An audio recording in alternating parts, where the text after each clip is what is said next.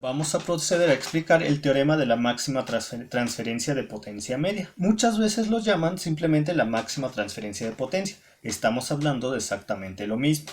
Yo tengo el circuito equivalente de Thevenin, el cual se conecta por medio de los nodos A y B a la estructura del cajón B mayúscula pasiva. Como ya hemos estudiado ese tema en anteriores videotutoriales, ya sabemos que la corriente que circula a lo largo de este circuito es igual al valor de la fuente de voltaje de Thevenin entre la impedancia equivalente de Thevenin más la impedancia del cajón B mayúscula pasivo. Esto se puede reescribir como, en términos de los componentes reales de la impedancia de Thevenin y de la impedancia del cajón B mayúscula pasivo, es decir, aquellos términos de la impedancia que corresponden a los resistores, y en términos de la reactancia, que es aquellos términos de la impedancia que corresponde a bobinas y capacitores. Yo sé, por lo que he visto anteriormente en los otros videotutoriales, que la potencia es igual a la impedancia del módulo al cuadrado de la corriente.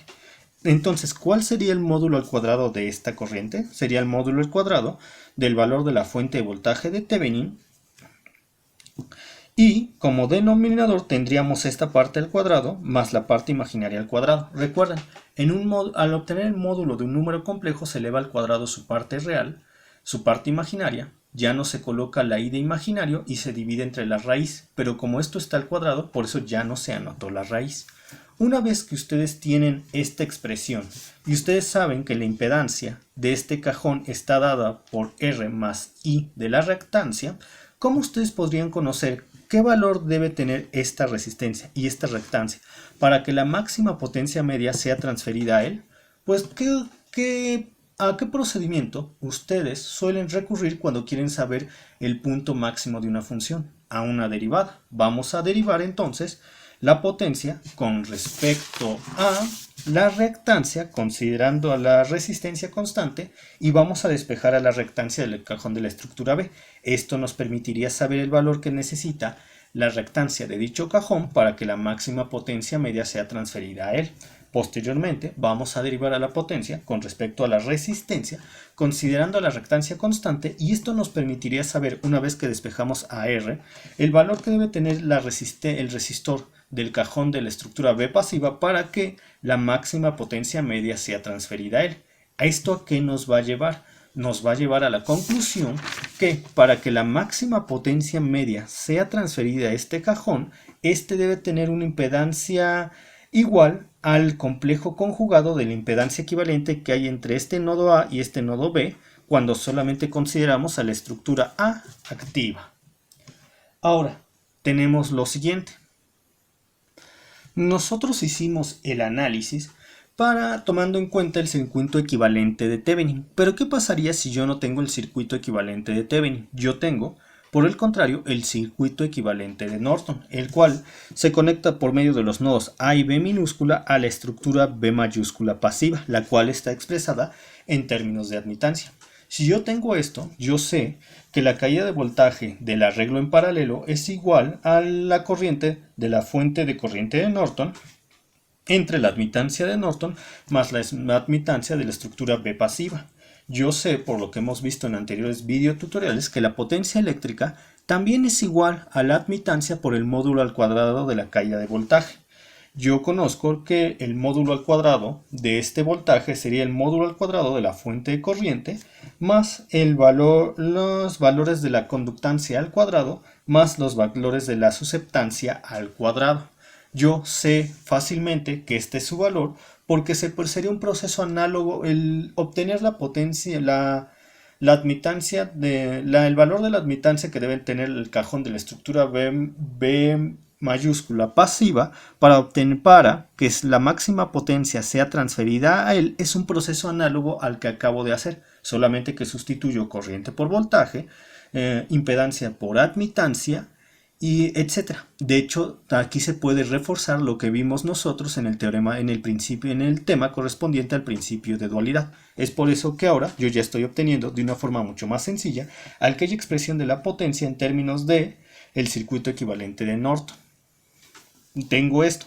De la misma forma como obtuve el valor como obtuve el valor de la impedancia que me permitiría transferir la máxima potencia a este cajón, yo voy a proceder a obtener el valor de la admitancia que me permitiría obtener la máxima potencia en este cajón. ¿Y cómo es ese proceso? Vamos a derivar a la potencia con respecto a la susceptancia, considerando la conductancia constante, justo lo que tenemos aquí, y ya sabría yo qué valor debe tener la susceptancia beta de la estructura B pasiva para que la máxima potencia sea transferida a dicho cajón.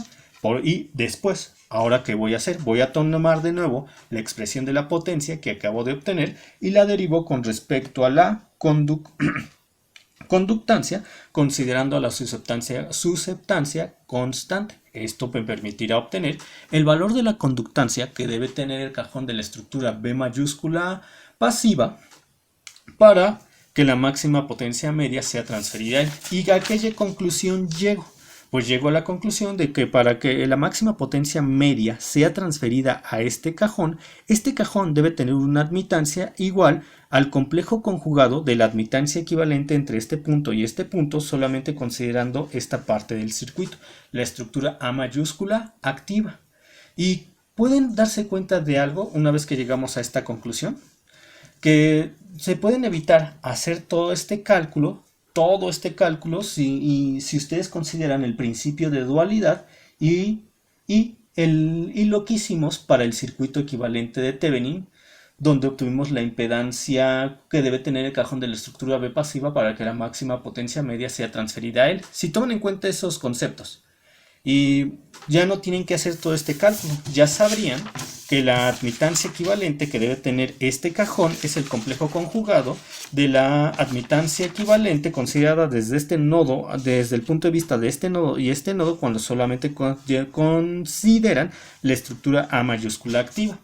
Ahí está otra característica importante y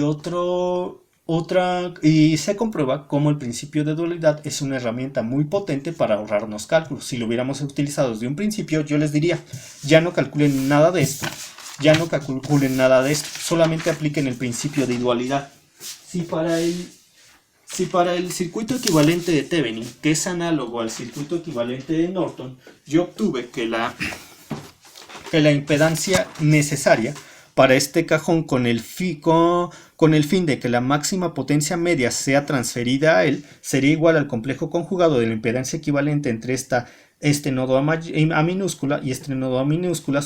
Cuando solamente considero esta parte activa de la red, pues diría, entonces si tenemos lo análogo, que es el circuito equivalente de Norton, y tenemos un circuito que está expresado en términos de las admitancias, lo único que yo ya sé, aplicando dicho principio de dualidad, que el complejo conjugado de la admitancia equivalente entre este nodo y este nodo, solamente considerando la estructura A activa, va a ser la admitancia necesaria para que la máxima potencia media sea transferida a él.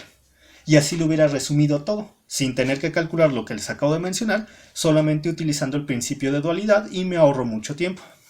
Eso es lo importante cuando ustedes comprenden la teoría, que pueden resumir grandes partes de su proceso matemático por el hecho de que ustedes ya saben cómo físicamente se comporta un circuito. Es por eso que, a pesar de que el tema de principio de dualidad sea muy discriminado, ustedes, si lo saben aprovechar, constituye una herramienta importante para simplificar sus procesos y llegar al mismo resultado correcto que si hubieran hecho todos los cálculos. Vamos con ejemplos.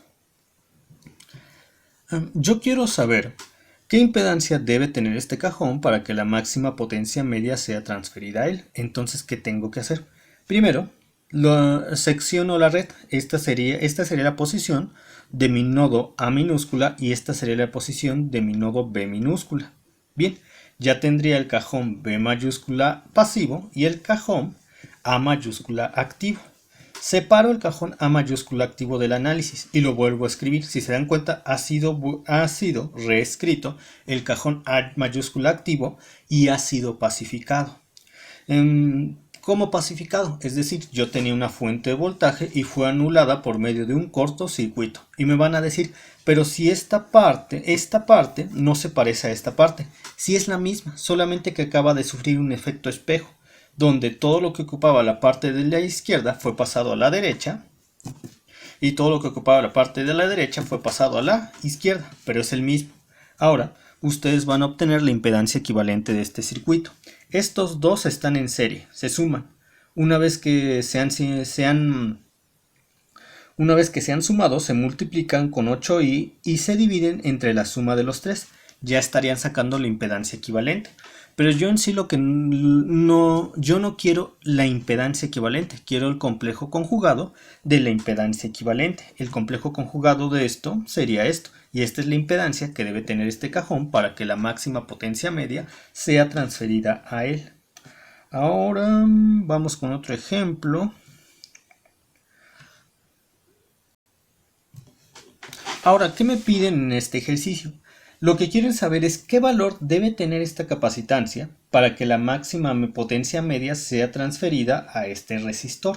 Bueno, el valor del resistor es en sí muy simple, porque si se dan cuenta, la impedancia del resistor es 1 y la impedancia complejo conjugada del resistor sigue siendo 1. Por lo tanto, me están simplificando las expresiones. Lo que ustedes tienen que hacer es lo siguiente. Van a tomar esto como el nodo A minúscula y esto como el nodo B minúscula. Van a separar la estructura A mayúscula activa de la estructura B mayúscula pasiva. Van a pacificar la estructura A mayúscula activa de tal manera que ahora van a obtener la impedancia equivalente entre el nodo A y el nodo B, es decir, yo les estoy pidiendo que hagan exactamente el mismo proceso que hemos hecho en todos los demás ejercicios para obtener la impedancia equivalente, solo que en esta ocasión la impedancia equivalente va a quedar en términos de la capacitancia, porque desconocen el valor de la capacitancia. Una vez que ustedes obtengan la impedancia equivalente en términos de la capacitancia, van a igualar todo eso a 1, que es con la impedancia complejo conjugada del resistor de 1 ohm. Y cuando ustedes lo igualan, al despejar AC, ya obtendrían el valor que debe tener el capacitor para que la máxima potencia media sea transferida al resistor de 1 ohm. Y lo pueden comparar con el procedimiento que está aquí. Háganlo y sirve que así van practicando, van adquiriendo la habilidad para resolver adecuadamente este tipo de ejercicios. Por el momento es todo y continuaremos con más ejercicios de este tema en próximos videotutoriales.